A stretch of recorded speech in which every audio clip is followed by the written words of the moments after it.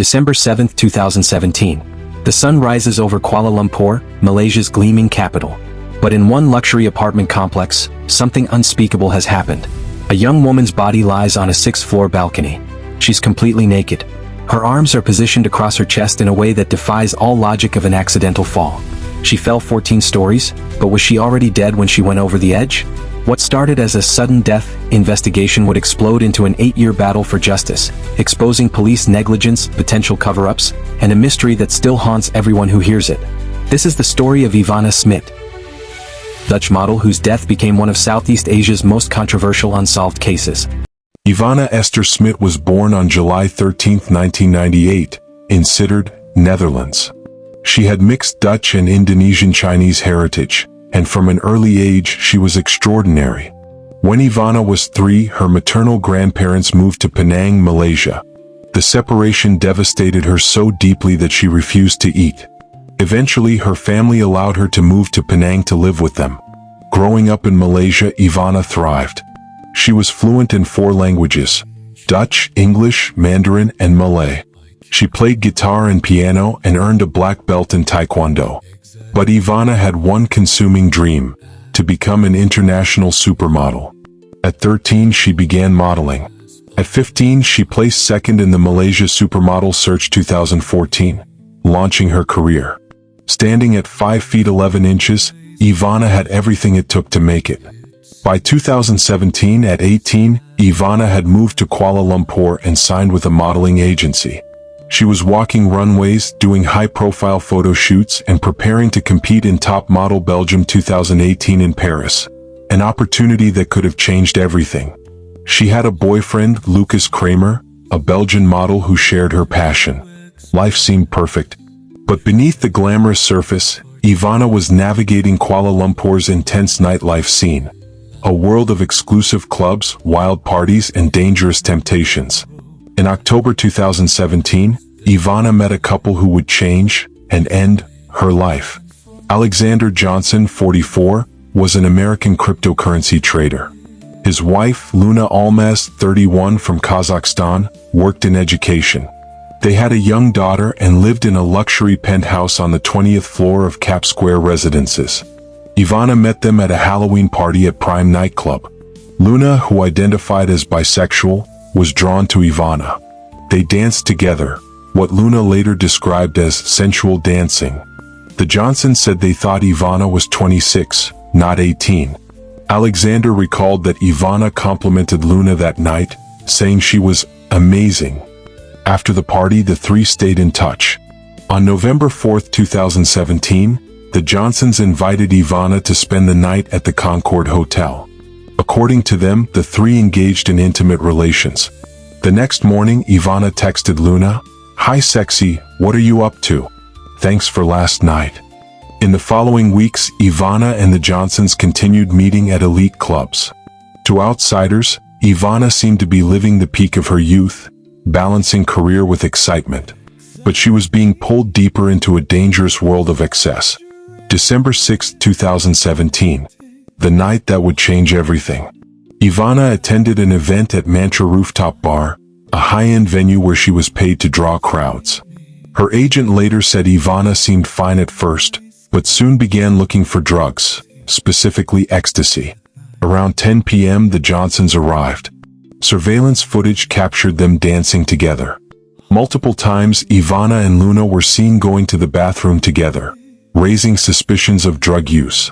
At 2:15 a.m. on December 7th, they left for another club called Nine, known for its wealthy clientele and drug circulation.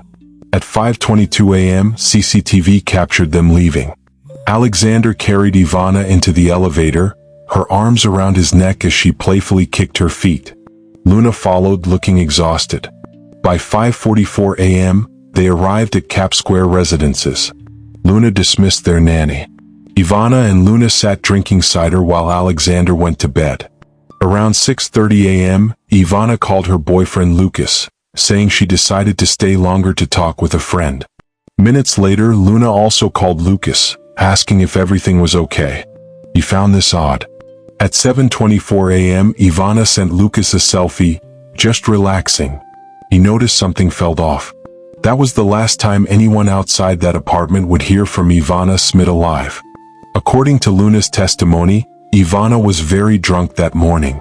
Luna said she got her daughter ready for school around 7:45 a.m. and returned at 8:15 a.m. Ivana was awake in bed next to Alexander, who was still asleep. Luna joined them saying, "Now I'm free." According to Luna, she and Ivana spent time together on the couch. Ivana played music, undressed, and the two were intimate. Exhausted, Luna then went to sleep next to Alexander.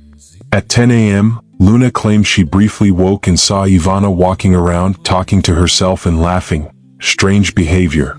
She went back to sleep. At 1:25 p.m., Luna woke again. Ivana's belongings, clothes, shoes, purse, phone, were scattered around the apartment. But Ivana was gone. Luna assumed Ivana borrowed clothes and left for a photo shoot. So Luna went back to sleep. This was Luna's story to authorities. But at 2:45 p.m., everything changed. At 2:45 p.m., a sixth-floor resident returned home to find his balcony railing destroyed, debris everywhere. As he stepped closer, he saw the naked body of a young woman, arms crossed over her chest in an almost ritualistic position, like a mummy. He called police immediately. He'd left at 9:30 a.m. and returned at 2:45 p.m., meaning the fall happened within that window. Strangely, no one reported hearing anything. A 14-story fall should have made tremendous noise. Police reviewed security footage. Ivana entered at 5:44 a.m. with the Johnsons. No footage showed her leaving. Police knocked on the Johnsons' door around 3 p.m. No answer, but they heard sounds inside like objects being moved. Still no one came. At 5 p.m., police returned. The Johnsons opened the door. They claimed they had no idea what happened. They were asleep when Ivana fell around 10 a.m. Police found Ivana's belongings inside, clothes, purse, shoes, phone. But her underwear was missing. Reporters described the Johnsons' reaction as disturbingly indifferent. No shock. They didn't ask to see the balcony. Within hours, they called their maid to clean the apartment, removing a broken cider bottle that could have contained critical forensic evidence. The Johnsons were arrested, but not for Ivana's death. They were detained for suspected drug use, which carries severe penalties in Malaysia. The first drug test came back positive, but they requested a second test, which came back negative. Why were they allowed a retest that contradicted the first? Was this privilege or influence? More disturbing, while in custody they called their maid to clean the apartment, removing the broken bottle and other evidence before proper examination. Crime scene photos were criticized as inadequate, only a few angles instead of full forensic documentation. Two Malaysian pathologists ruled Ivana's death accidental, attributing it to alcohol and drugs. Malaysian authorities closed the investigation in just one day. How could they so quickly dismiss foul play? Lucas delivered the devastating news to Ivana's family. Her parents, Marcel Smit and Ines Verstappen, and brother Fred flew to Kuala Lumpur immediately, demanding answers. Malaysian authorities insisted they sign a document stating Ivana's death was accidental. They were told her body would only be released after signing. The family refused. When they saw Ivana's body, they noticed bruises inconsistent with a simple fall. They brought Ivana home to the Netherlands for a proper autopsy. Dr. Frank van de Goot examined her remains. His findings contradicted Malaysian authorities. A significant head injury occurred before the fall. Her blood contained alcohol, cocaine, and PMMA, a dangerous drug causing overheating and fatal overdoses. The Johnsons tested negative for PMMA. Where did Ivana get it? Her body position, arms crossed, was highly unusual. In accidental falls, the body instinctively braces with limbs extended. Signs of rigor mortis suggested Ivana was already dead when she fell. Little blood at the scene indicated her heart had stopped before impact. Male DNA, confirmed as Alexander Johnson's, was found under her fingernails and inside her body. The balcony design made accidental fall unlikely. A high barrier and AC unit would require climbing over.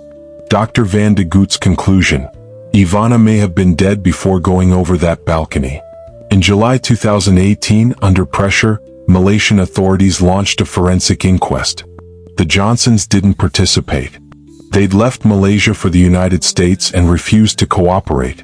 A 14th floor resident heard a loud thud around 10 o'clock a.m. Building staff said Ivana appeared altered when entering. A Malaysian policewoman testified her superior instructed her to treat it as accidental death from the beginning, despite her suspicions. She described working under him as hell on earth. Dr. Van de Goot testified via video, reiterating Ivana was dead before the fall. Despite this evidence, on September 14, 2018, the judge ruled Ivana's death misadventure, a tragic accident. Ivana's family was outraged. Unwilling to give up, Ivana's family hired former British investigator Mark Williams Thomas and attorney Seabass Dijkstra. In 2019, they traveled to Kuala Lumpur. Williams Thomas stated that in the UK, this would have been treated as homicide. In March 2019, the Malaysian High Court reopened the case, overturning the misadventure ruling. The court noted that Ivana's injuries occurred prior to the fall.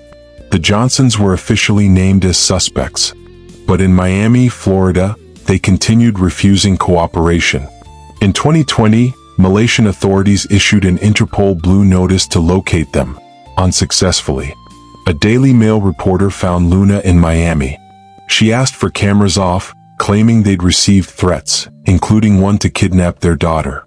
In 2023, Ivana's family appealed directly to Malaysian Prime Minister Anwar Ibrahim to reopen the criminal case. In 2024, Ivana's family filed a civil lawsuit against the Malaysian government, alleging negligence. Mediation was proposed in August 2024, but negotiations broke down. Trial was set for October 30, 2024. On October 14, 2024, authorities issued a new Interpol Blue Notice for Alexander, 51, and Luna, 37. Then on July 29, 2025, nearly 8 years after Ivana's death, came a landmark ruling. The Malaysian High Court found police guilty of gross negligence. Justice Rosmawar Rozaine condemned it as a profound failure of Malaysia's law enforcement system. The court cited premature classification, crime scene mishandling, evidence preservation failures, and dismissal of expert testimony. The government was ordered to pay RM 1.1 million, approximately $260,000 in damages. More importantly, the court ordered a new investigation. Ivana's brother Fred stated, "The money is of no consequence. It's recognition that we're not crazy. We won't get Ivana back, but the monsters responsible cannot rest easy. Money awarded is of no consequence. It is far more important that we got recognition from Malaysia that we are not crazy for saying what we've been saying for almost 8 years. We won't get Ivana back, but at least we have the satisfaction that a new investigation was ordered and the monsters responsible cannot rest easy." 8 years after Ivana Smit's death, her family is still fighting. The civil trial victory is a major step, but the prospect of a criminal trial against the Johnsons remains uncertain. Interpol continues to search for Alexander and Luna, but extraditing them from the United States to Malaysia is complicated. And even if they're found, the available evidence may not be strong enough to support prosecution. For Marcel and Enes, the fight isn't only about punishment. It's about honoring Ivana's memory and ensuring her death is not forgotten. The case raises serious questions. How did an 18-year-old, full of life and ambition, end up dead after falling from a 20th floor balcony? Why were Malaysian authorities so quick to dismiss the possibility of foul play? What really happened inside that apartment? What are Alexander and Luna Johnson hiding? Can wealth and influence really buy silence? Most importantly, will Ivana Smit ever get the justice her family desperately seeks? On December 21, 2017, Ivana Smit was cremated in a private ceremony in Roermond, Netherlands. Despite their grief, her parents made a promise: "We will get justice for Ivana no matter what." 8 years later, they're still keeping that promise. The world is watching. The investigation has been reopened. And somewhere, 2 people know exactly what happened that morning. The mystery of Ivana Smit remains unsolved, but her family refuses to let her be forgotten. What do you think happened to Ivana? Was it an accident or was it something far darker? Rest in peace, Ivana Esther Smit. If you found this video informative, please like and subscribe. Share your thoughts in the comments below. And remember, justice delayed is not justice denied. Ivana's story deserves to be heard.